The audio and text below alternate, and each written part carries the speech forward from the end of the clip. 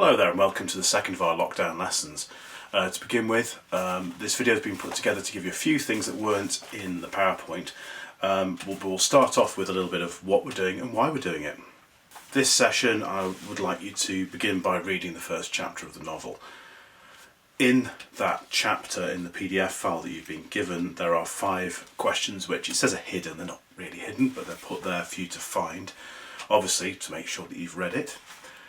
Then, when we've done that, we're going to write an extended personal response to the opening of that, and we'll go into that in a little bit more detail in a minute. Why are we doing this? Well, firstly, it's a great book. I think I've probably made that already clear. You know, I like this book quite a lot. A lot of people do.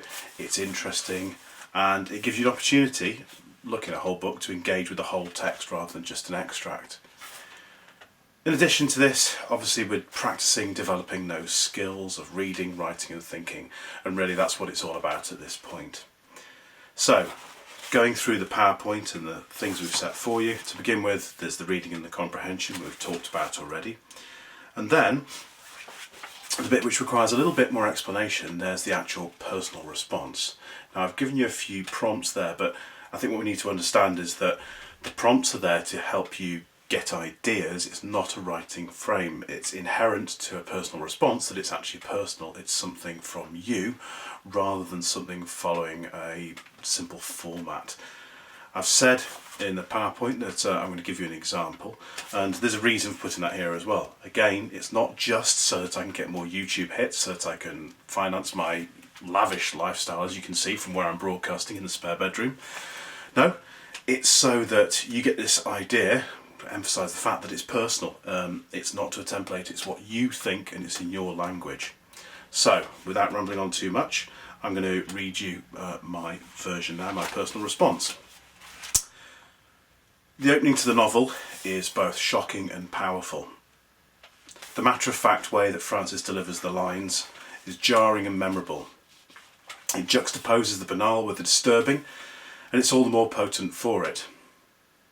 In this chapter we get a sense that Francis is traumatised and depressed.